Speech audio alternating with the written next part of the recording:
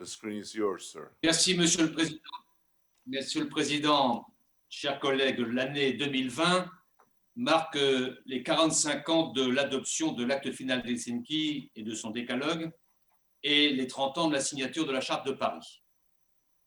L'adoption de ces deux documents fondateurs a démontré que les États ont pu dépasser leurs divisions, s'affranchir du climat de méfiance pour œuvrer collectivement en faveur du renforcement de la paix et de la sécurité. C'est cet esprit que nous devons retrouver aujourd'hui. Car l'OSCE, c'est notre maison commune, celle que nous continuons à construire depuis 45 ans. Et notre responsabilité est de mettre à profit notre conseil ministériel annuel pour avoir un dialogue franc, direct et constructif.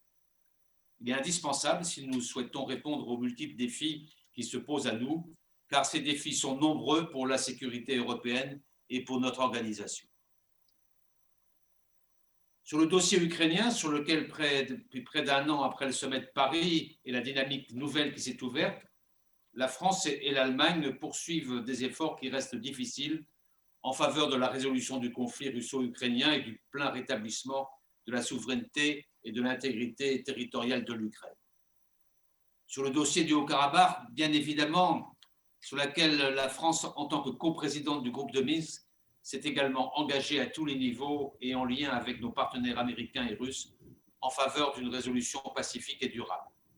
Nous confirmerons aujourd'hui avec Sergueï Lavrov et Stephen Biegun notre détermination commune pour jouer tout notre rôle pour rechercher cette solution durable à la suite de l'accord de cessez-le-feu du 9 novembre. C'est le mandat qui nous a été confié par les membres de l'OSCE et nous continuerons de l'assumer dans le cadre de notre organisation.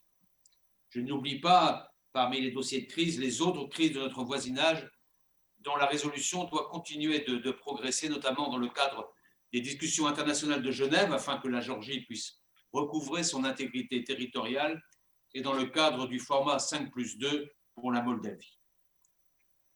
Au-delà des crises, nous souhaitons que l'OSCE puisse renforcer sa coopération dans chacune des dimensions de notre organisation.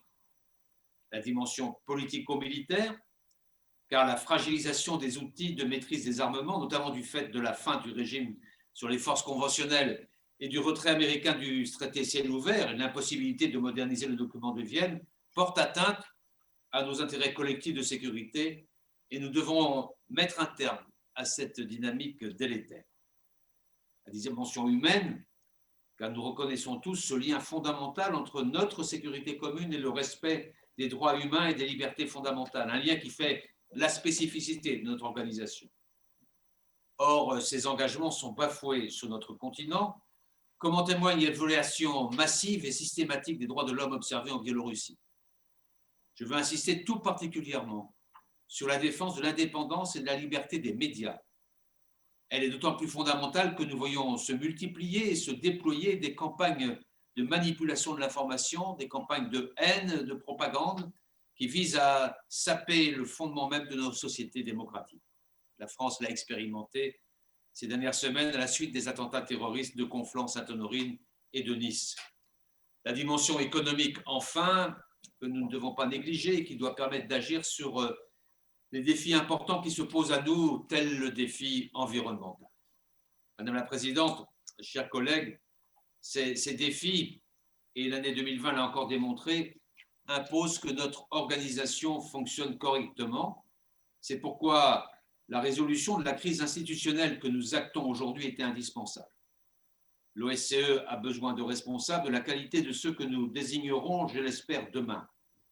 Et il est impératif que la gouvernance de notre organisation soit améliorée, modernisée, y compris sur le plan contributif. Il y va de sa crédibilité. Je veux, pour conclure, saluer les efforts de la présidence de l'Albanie pour parvenir à ce résultat par son action opiniâtre. Et je tiens à assurer la prochaine présidence suédoise du plein soutien de la France pour contribuer à la coopération et à la sécurité euro-atlantique. Je vous remercie. Merci, monsieur.